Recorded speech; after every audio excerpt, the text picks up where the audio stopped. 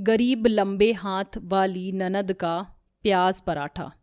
बहुत ही ग्रैंड तरीके से तारा और समीर की शादी हो जाती है, जो कि लव मैरिज होती है। फिर अमीर तारा अपने मिडिल क्लास के ससुराल आ जाती है। वेलकम होम तारा भाभी। तारा बहू, इस कलश को गिराकर जल्दी से गृह प्रवेश करके अंदर आ जाओ। जी मम्मी जी। गृह प्रवेश के बाद जैसे ही तारा अपने कमरे में जाने लगती है, तभी प्रिया उसका रास्ता रोककर कहती है, भाभी आप ऐसे अंदर नहीं जा सकती। What do you mean? मैं अंदर क्यों नहीं जा सकती? क्योंकि अंदर जाने के लिए आपको अपनी ननद को पैसे देने होंगे। दे दे बहू, ये रस्म होती है जिसमें भाभी ननद को शगुन देती है। तारा जल्दी से अपने पर्स से पैसे निकालकर अपनी ननद को देते हुए कहती है, ये लो पैसे मिल गए, चलो जल्दी से मेरे कमरे का रास्ता छोड़ो। तारा समीर के साथ कमरे के अंदर आ जाती है और समीर पर चिल्लाती हुए कहती है, व्हाट इज दिस समीर? इस कमरे में ना एक एसी है और ना सोने के लिए बेड, मैं यहाँ कैसे एडजस्ट करूंगी? तारा मुझे थोड़ा सा वक्त दो, मैं सब कुछ ठीक कर दूंगा। तारा समीर की बात मान लेती है। ऐसे ही वक्त गुजरता जाता है, मगर समीर जो पैसे कमाता वो घर की जरूरत और प्रिया की पढ़ाई में खर्च हो जाते, तो वहीं तारा समीर के साथ बाहर घूमने की जिद किया करती। समीर, आज तुम ऑफिस नहीं जाओगे, तुम मुझे घुमाने लेकर जा रहे हो, वो भी आज। मगर तारा, आज मेरा ऑफिस जाना जरूरी है, इस महीने मैं छुट्टी नहीं कर सकता। प्रिया होटल मैनेजमेंट का कोर्स कर रही है, उसके लिए मुझे हर महीने फीस भरनी होती है।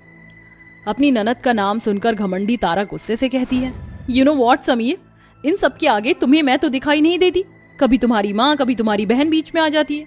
यू नो व्हाट, तुमसे शादी करना मेरी जिंदगी की सबसे बड़ी गलती है। तुम मुझे डिजर्व नहीं करते। इस गरीब जिंदगी के सिवा तुमने मुझे दिया ही क्या है? तारा बहुत ही बड़े अमीर घर से थी, इसीलिए वो बहुत घमंडी थी। घूमने जाने को लेकर तारा और समीर के बीच में लड़ाई हो जाती है और उसी टेंशन में जब समीर ऑफिस जा रहा होता है तो रास्ते में उसका बहुत ही बड़ा एक्सीडेंट हो जाता है, जिसके बाद घर के हालात इतने बुरे हो जाते हैं कि उन्हें गरीबी में जिंदगी जीनी पड़ती है।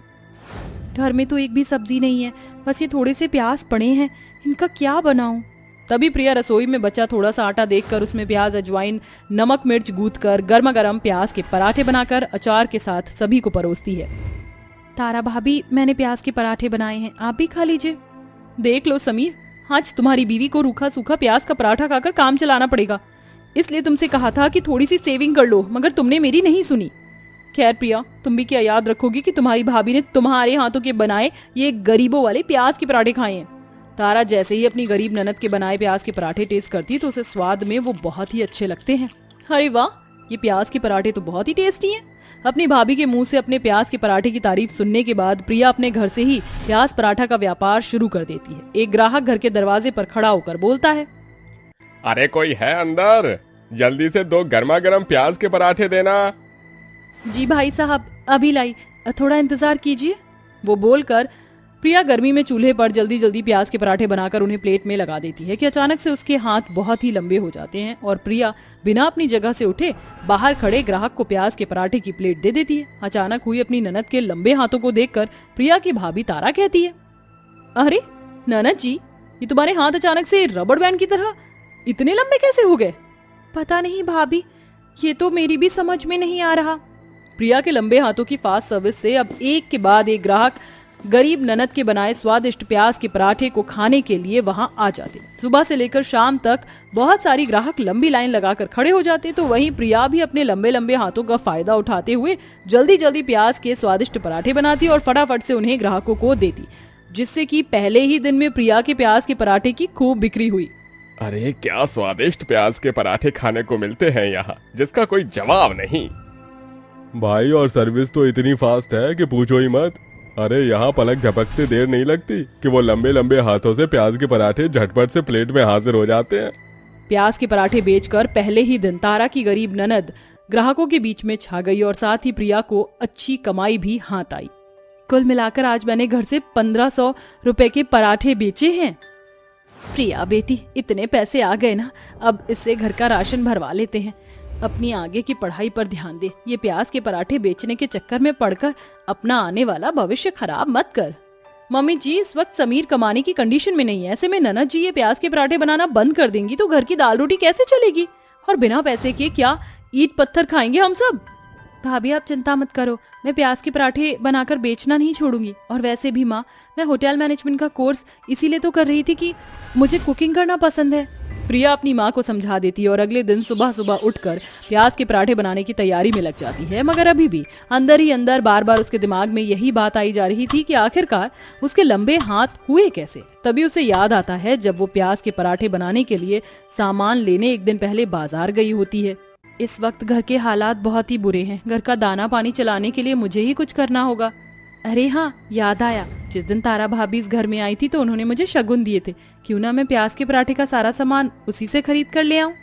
प्रिया पैसे लेकर बाजार आ जाती है और एक बोरी प्याज खरीद लेती है।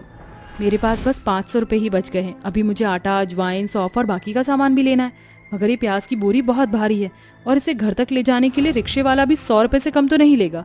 मुझे खुद ही इसे लेकर जाना होगा। ये बोलकर प्रिया उस बोरी को अपने सर पर लाद लेती है, मगर उसके हाथ छोटे होने के कारण प्याज की बोरी बार बार फिसलती है। अरे ये प्याज की बोरी बार बार मेरे हाथों से फिसल रही है। मेरे हाथ इतने छोटे क्यों हैं? काश कि मेरे हाथ लंबे होते।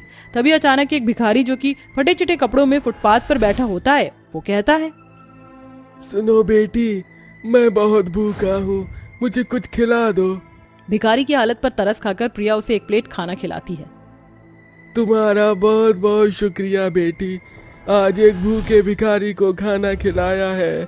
भगवान करे तुम्हारी मन की हर इच्छा पूरी हो जाए।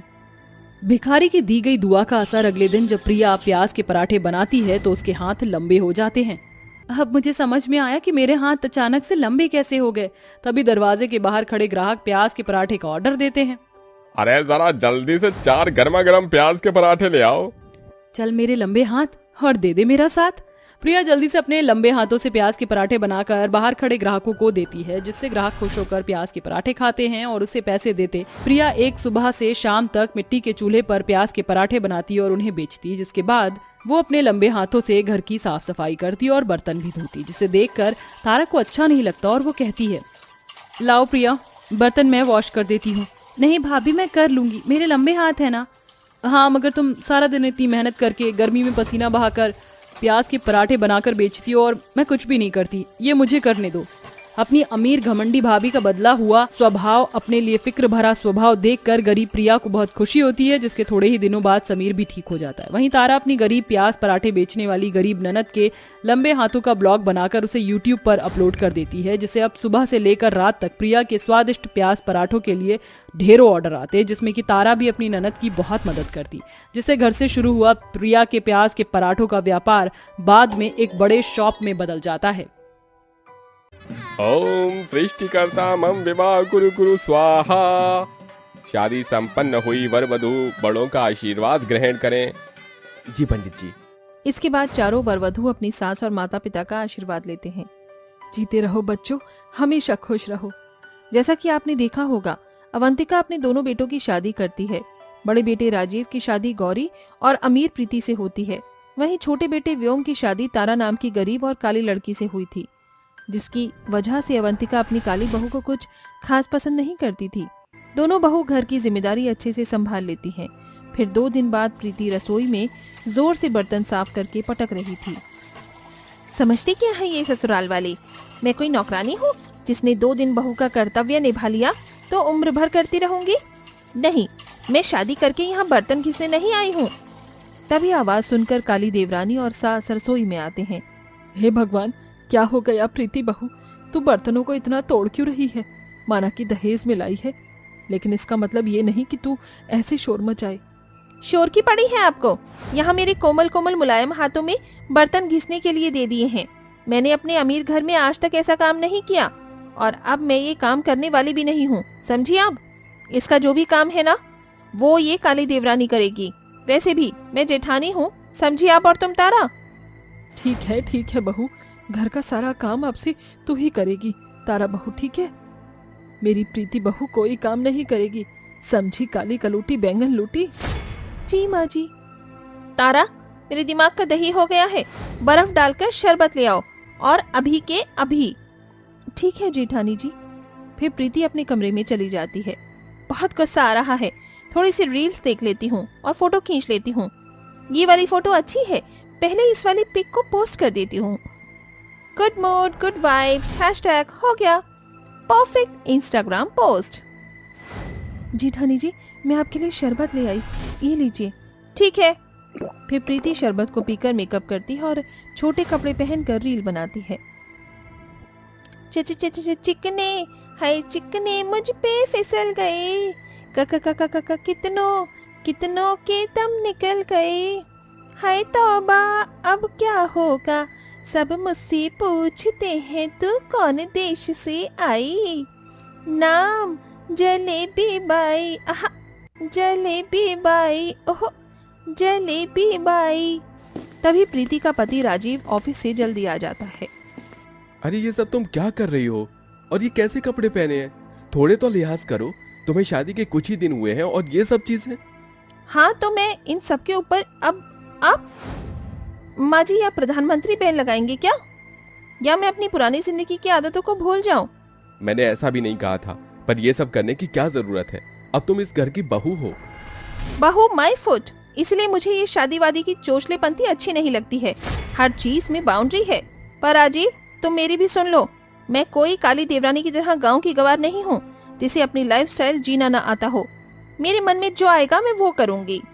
ऐसा कहकर वो आराम से बेड पर एसी के सामने लेट जाती है। प्रीति तुम्हारा पति अभी आया है, कुछ नहीं तो कम से कम पानी ही पिला दो। I think Rajiv, you don't hear my words, and I said I'm not typical housewife. आज लग रहा है ऐसी पत्नी से तो अच्छा है कि मुझे तारा जैसी काली पत्नी मिल जाती, कम से कम मेरी सेवा तो करती। मैंने सब सुन लिया जो तुम कहना चाहते हो। तुम्हारे क्या हाथ टूट गए हैं जो तुम्हें एक नौकरानी चाहिए पानी पिलाने के लिए? Okay you just shut up, P लूंगा मैं खुद पानी। इतना कहकर राजीव खुद किचन में जाकर पानी पीता है। वहीं काली देवरानी अपने पति के जूते खुद उसके पाँव से उतारती है। अरे तारा, तुम्हें इतना सब करने की क्या जरूरत है, मैं खुद से कर सकता हूँ। मैं बहुत खुश हूँ कि मुझे तुम जैसी इतनी अच्छी पत्नी मिली है। अजी आपका नजरिया अच्छा है, इसीलिए मैं आपको अच्छी लग रही हूँ, वरना लोगों ने तो मेरे कालेपन की वजह से मुझे बहुत दुत्कारा है। अरे इतना काम करने के बाद भी तुम्हारे हाथ की मेहंदी नहीं उतरी? जरा मैं अपना नाम तो ढूंढूं, लिखा है ना मेरा नाम? नाम तो लिखा है व्योम जी, ये आपका प्यार ही तो है जो अभी तक मेरे हाथों पर बरकरार है, पर मेरे काले हाथों पर मेहंदी का रंग ज्यादा चढ़ा नहीं, तो आप अपना नाम कैसे ढूंढोगे? तुमने ही तो कहा कि मेरा नजरिया अच्छा है, वैसे ही देख लूंगा। मेरा दिल जानता है कि मेरा नाम तुम्हारी हथेलियों में नहीं, अब दिल पे छप चुका है। इस बात से तारा शर्मा जाती है और व्योम उसके माथे पर चूम लेता है।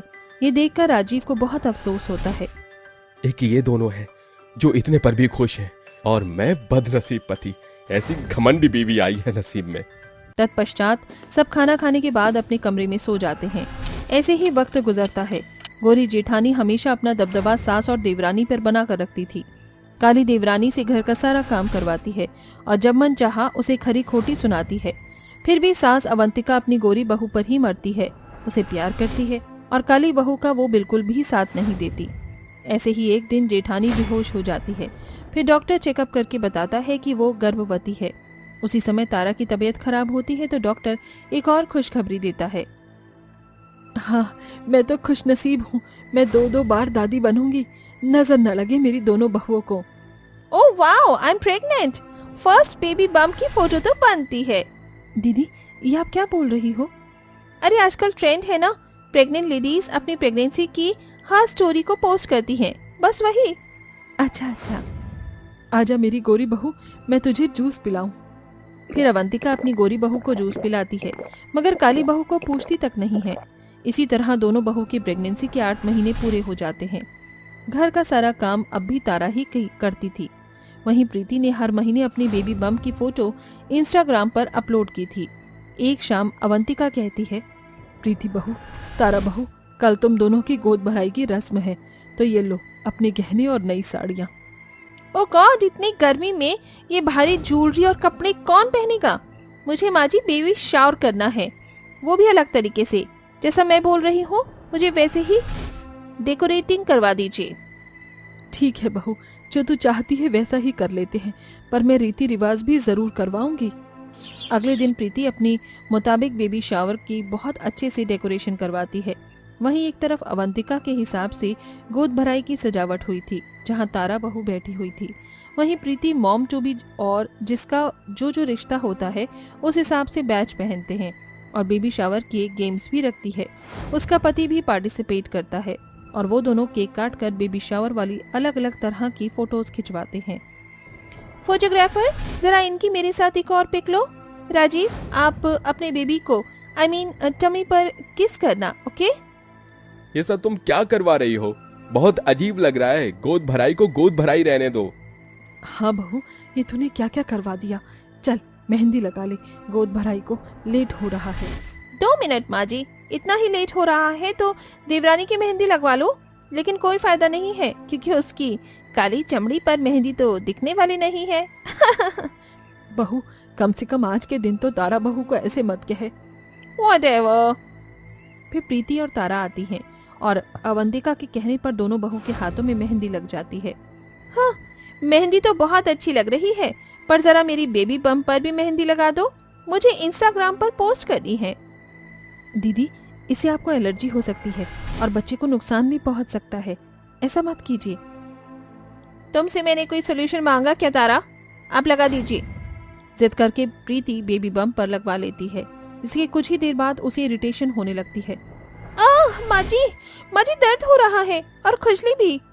मैंने और छोटी बहू ने तुझे समझाया था, पर तूने मना नहीं, और अब उपटन लगा देती हूँ। ये कहते ही अपने घमंडी बहू के पेट पर उपटन लगा देती है, जिससे उसे आराम पड़ जाता है। माँ जी, देवरानी जी, मुझे माफ कर दीजिए, जो मैंने आपकी बात नहीं मानी। आपसे मैं आपको निराश नहीं करूंगी। इसके बाद दोनों बहुओं की गोद भराई की रस्म शगुन और आशीर्वाद के साथ पूरी की जाती है। फिर दोनों बहू अगले ही हफ्ते प्यारे से बच्चों को जन्म देती हैं और पूरा परिवार खुशी खुशी रहता है।